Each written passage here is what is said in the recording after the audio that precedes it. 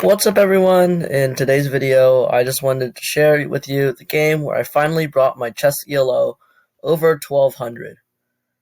Uh, I've been working towards this for a long time, and I'm actually trying to reach 1500 by the end of the year, so make sure you subscribe to see that.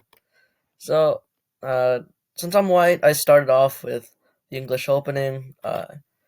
My opponent played the most common way to defend against it, which is e5. This allows him to take over the center, so I moved my pawn to e4. He began attacking the undefended pawn at e5, and I moved my knight to c3. So something he could have done here was move the bishop to b4 and then attack the knight, allowing him to take the pawn. I don't really remember what he did, but let's see. Oh, okay. So instead he moved his bishop to attack the f2 square. This is a good move, but it's not as good as b4. I then got back into the English position, and with pawn to d3, this frees up my bishop to attack his knight and pin it to his queen. He brought out his own knight to c6. I believe he was trying to move it to d4, since that would provide a knight outpost.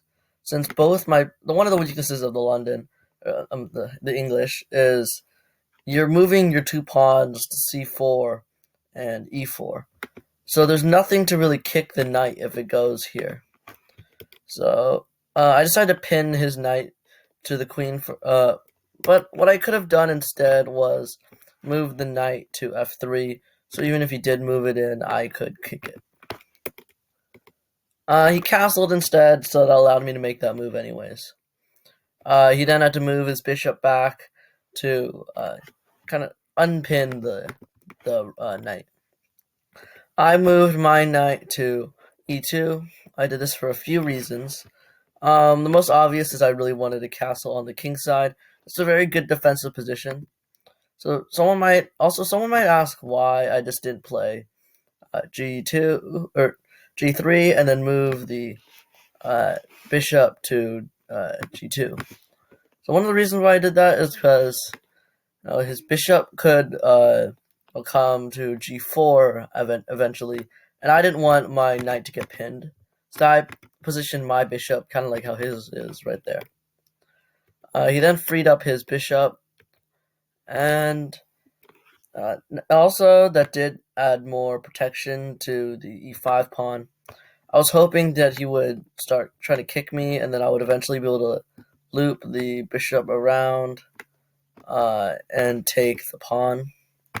But this move was why I just decided to make the trade here. I also wanted to eventually get rid of his knight because I wanted to move my queen eventually to g4, and in past games having the knight there is really annoying.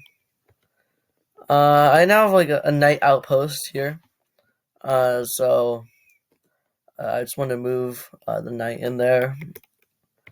So here he decided to move his knight to d4. I can't kick it. I can trade though, but it also sets up his pawn to kick the knight. I decided to trade knights first, and this is where the game started to shift. Up until this point, it's been pretty even. No one's made any major mistakes. Everyone's been playing a really good game. He decided to kick the knight early, instead of taking back the knight here. He should have taken back first, and then later. So what he was thinking is, well, I'm only down 3. This move allows me to pressure both knights at the same time. They can only move one. What he overlooked is that I could trade here. So of course, he also has to address this knight here, either eliminate it with or take with the queen or the pawn, or move the king. So he has to make one of those 3 moves, which he did with the queen. That was the best move. Now I could just move my knight away, and there we go. So that's how I got the advantage in this game, and really changed the rest of the game. So right here, you may be wondering why I didn't move the knight back to f3. One of the reasons for that was I really wanted to free up my bishop and queen, and the knight was kind of blocking it, so I decided to move it to c2 instead. Also, if you're wondering why I didn't castle yet, there was really no pressure to, and I didn't want to castle too early. I just wanted to attack, and if he started attacking me, I would castle.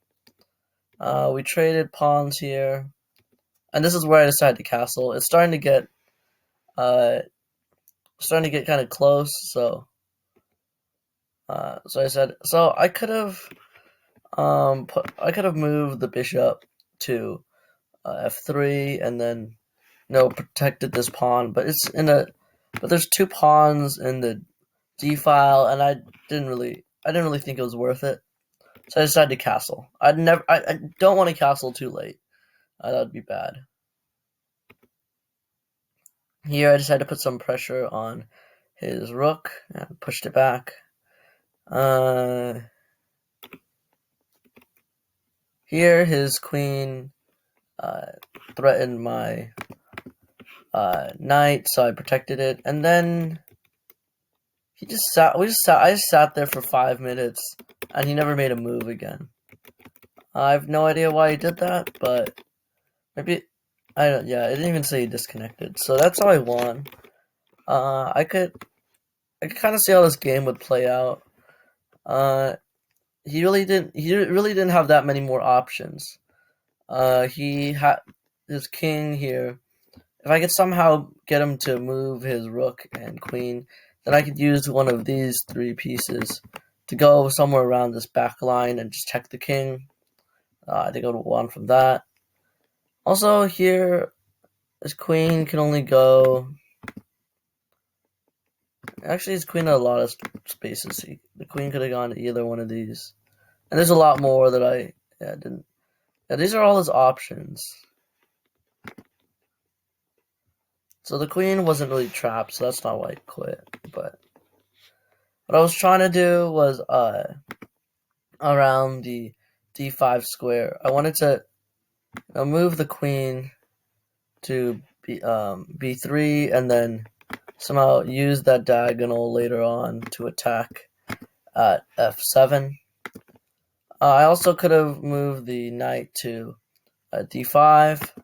So I had a lot of options. I could have moved the bishop here and then set up the queen and then go in for this. So I had a lot of options to finish this game. So I didn't really make, according to this, I didn't really make any mistakes. That was good. And